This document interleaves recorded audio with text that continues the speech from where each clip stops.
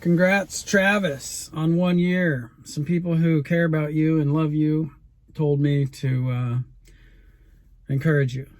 And so that's what I'll do, being a guy who has come from a similar background, not knowing what your background is specifically, but I can tell you mine was addicted and strung out enough that the people who know me now, Damien and Adam and Joe and my wife, and my children, the people who know me now, they can't even imagine who I was.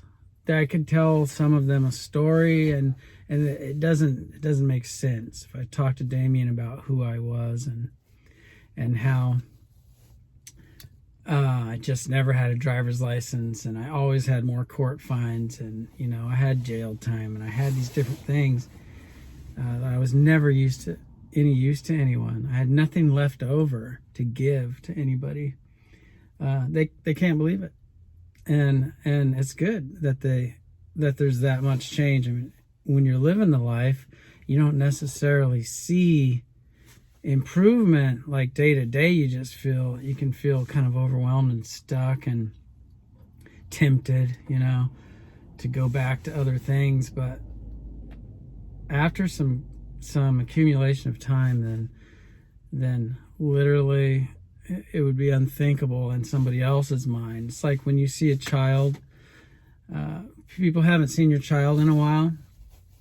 Somebody comes to visit, your kid's 3 years old or whatever, and then 5 years they come to visit again, and they're like, wow, your kid's huge. And to you, seeing them every day, it's harder to notice the difference, but it's happening. The difference is happening. So congrats on a year, because that's a big deal. A lot of change can happen in a year. I mean, basically, alcohol, drugs, addiction, whatever it is a growth inhibitor. Whatever you could become or whatever your potential is held back as you keep chasing that high. You just held back over and over and over, and you're like, time is robbed, stolen from you. And the ever-present now it's kind of interesting, isn't it? The ever-present now is the same principle for victory, really, the one day at a time. Just worry about now, but to do good things with now instead of to chase the high now. It's so profound. Anyway, if this is a type of encouragement that allows for advice, I would say some of what helps me, and not in a preachy way, not in a way that would lead somebody to believe that I have perfect adherence to my lofty principles, but I don't. I'm like no better than anyone. I'm just in the moment trying to make the next right choice. So I've come up with this little acronym called CODE, CODE. And the C is commit. So, not to be future tripping and commit to like, from this day forward, I will never, not really so much like that, but just to say to yourself, to another person, to God, to like make sort of a weighty commitment to what you want to achieve, and to, enlist in some accountability with somebody, whether it be on the daily or whether it be long term or whatever it is. But there's power in words. There's power in harsh words. The sticks and stones may break my bones, but words will never hurt me. That's not true.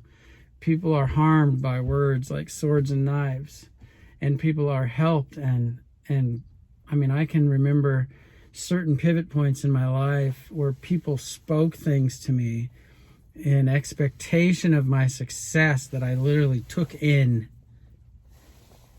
I almost ate the words, and I said, that's who I am. That's what I'm going to be. People who spoke like encouragement to me at just the right time, and I received it because it's what I wanted, but I was overwhelmed And anyway, so those words, commit, those verbal commitments, make them to someone, to yourself, to God.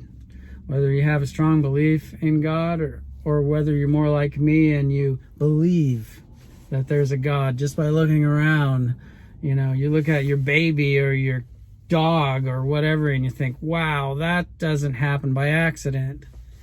Same way a new Mercedes doesn't make itself. How could you make something even more intricate than that? How could it make itself?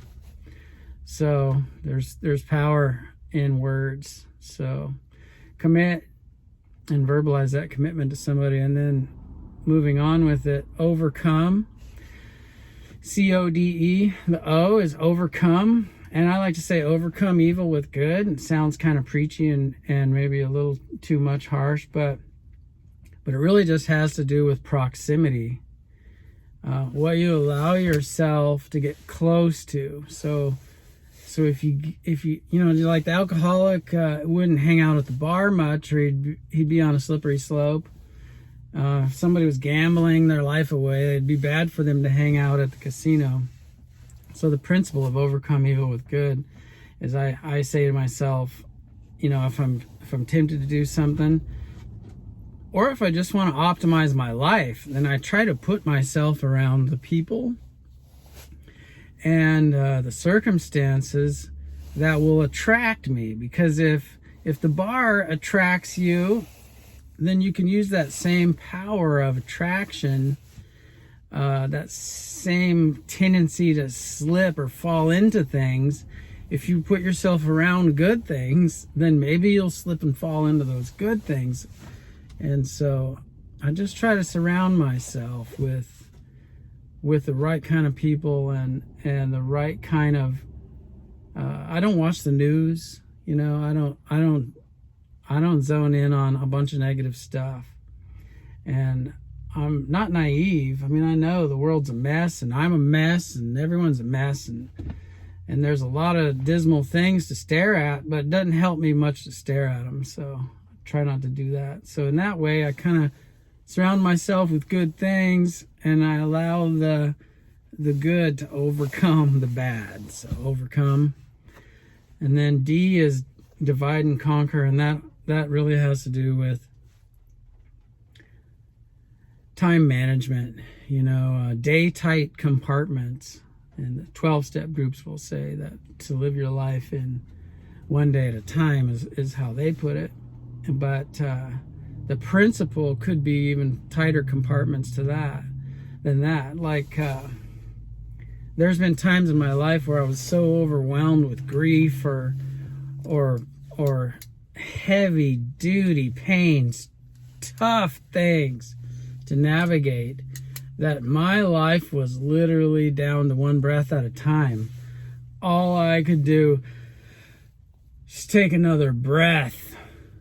And I've said it many times, when you don't know what to do, it's okay to not do anything but just take another breath, because to not do something that makes it worse it seems like you're not doing anything. But if you're not doing anything that makes it worse, then that's a victory. So time management, divide and conquer the day. I recently, I have a lot of trouble with my back, and so I try to do these exercises and get myself all in good shape. But, it's a commitment. It's a daily commitment. You know how people do with New Year's resolutions and diets and workout plans and get a gym membership or whatever. They go one time. Well, I'm no different. I've had all those same struggles with never attaining to what my goals are. But I found, so I started this app. It was 30 minutes a day, right? Oh, in 30 minutes a day, you could be Arnold, right? Oh, 30 minutes, I can do that. Guess what? I can't. 30 minutes a day, I suck at getting myself those 30 minutes every day. That's difficult. But I have broken the compartment down smaller to the point where I do a 7-minute workout a day. I can handle it.